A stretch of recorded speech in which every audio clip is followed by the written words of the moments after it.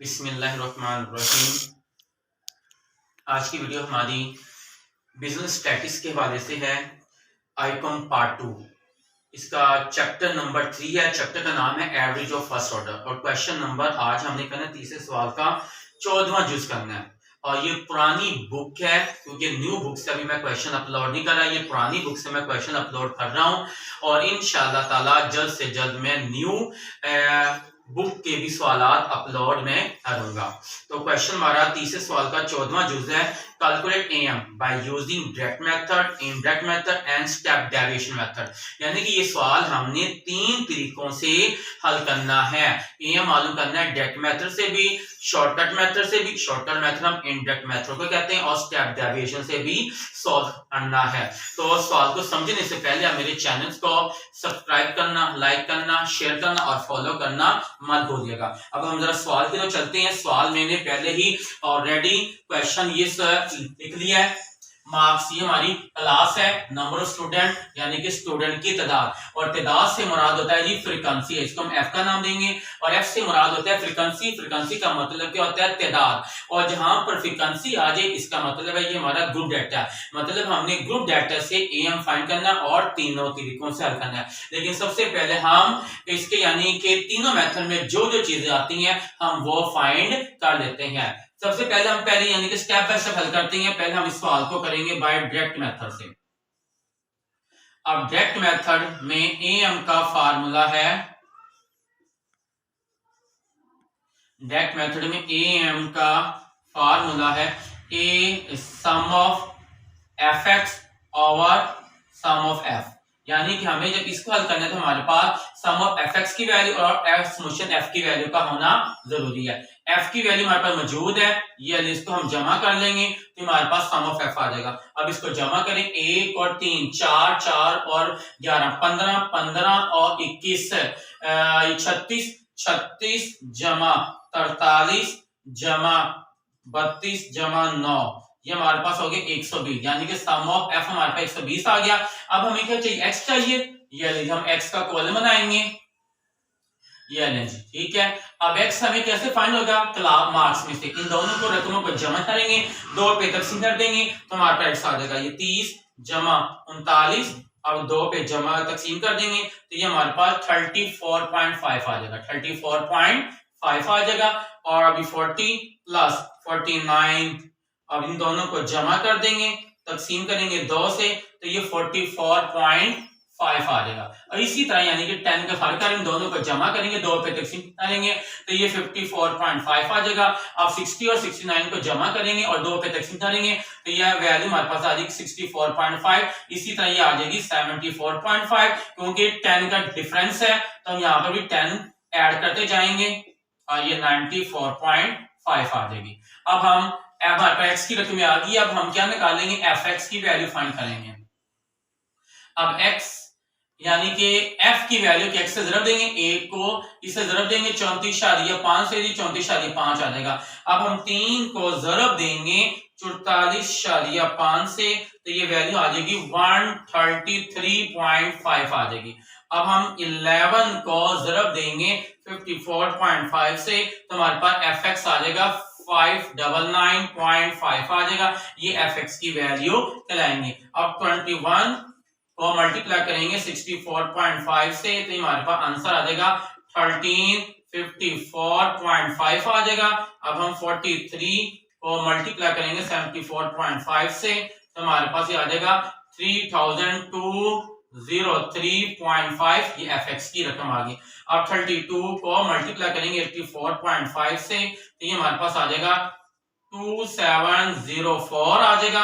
अब हम 9 को मल्टीप्लाई करेंगे 94.5 से तो हमारे पास आ जाएगा 850.5 आ जाएगा। तो इस तरह ये हमारे पास एफ एक्स की रकमें आ गई हैं। अब हम इनको जमा करेंगे तो ये हमारे पास एफ एक्स की वैल्यू आ जाएंगे, ये जमा करते हैं 2704, ठीक है। हम नीचे से शुरू कर देंगे और जमा करेंगे हम 3203.5 प्लस 1354.5, 1354 और 5 करेंगे 599.5 और इसके बाद 133.5 प्लस 34.5।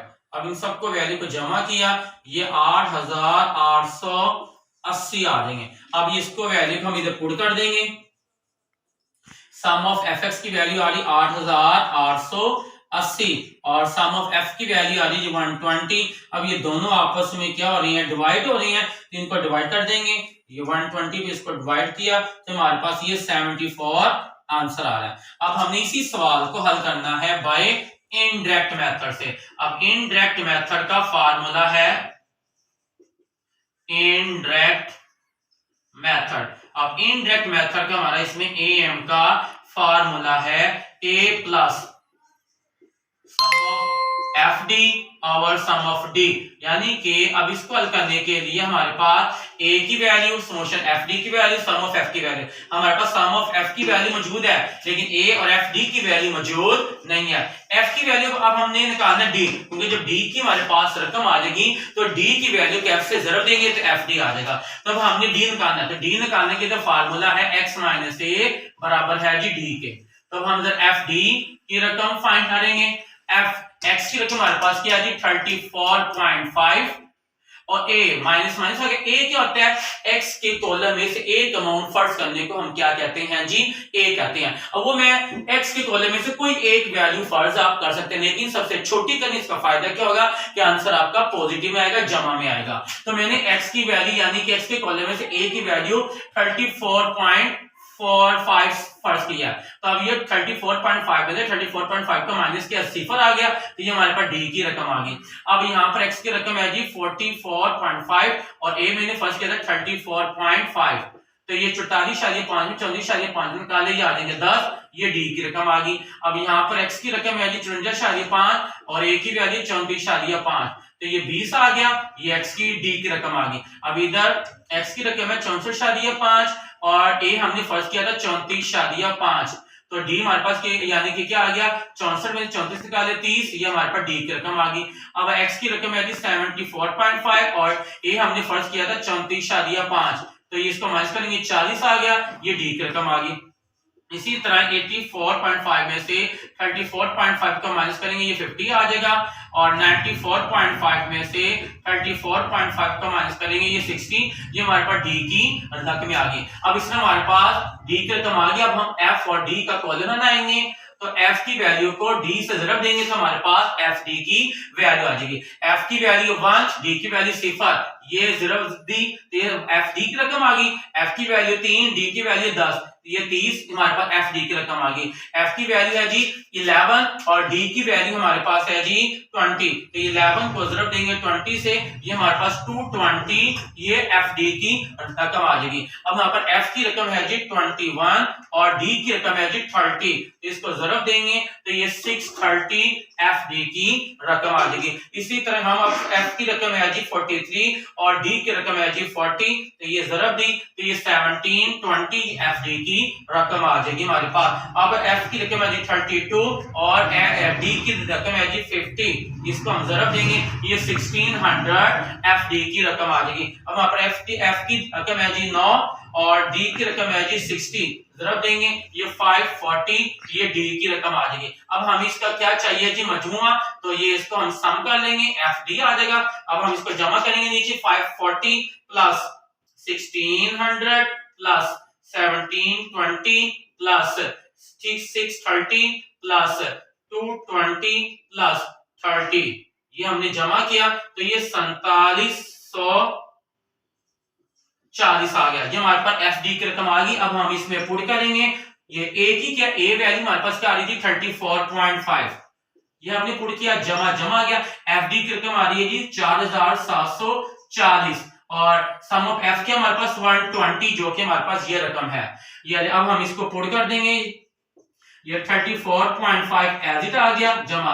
अब इसको 120 पे तकसीम करेंगे, यानी कि 4740 को 120 पे तकसीम किया तो ये हमारे पास 39.5 आ रहा है, 39.5। अब इन दोनों को रकमों को हम जमा कर देंगे, ये जी प्लस 34.5 प्लस 39.5, ये हमारे पास 74, ये हमारे पास वैल्यू आ गई। तो इस तरह ये यानी कि डायरेक्ट मेथड और इनडायरेक्ट मेथड दोनों का आंसर सेम आने से मुराद क्या है कि ये हमारी यानी कि आंसर जो हमने कैलकुलेशन किया बिल्कुल दुरुस्त है। अब इसमें हमारा स्टेप डेविएशन का मेथड रह गया क्योंकि स्पेस कम है, तो इंशाल्लाह ताला यही सवाल स्टेप डेविएशन से मैं आपको नेक्स्ट वीडियो में अपलोड में जरूर कर दूंगा। और अब आपको अगर कोई भी यानी कि सवाल समझ ना आ रहा हो तो आप मुझे कमेंट्स करके पूछ सकते हैं और मैं इंशाल्लाह ताला उसका जवाब जल्द से जल्द आपको दूंगा।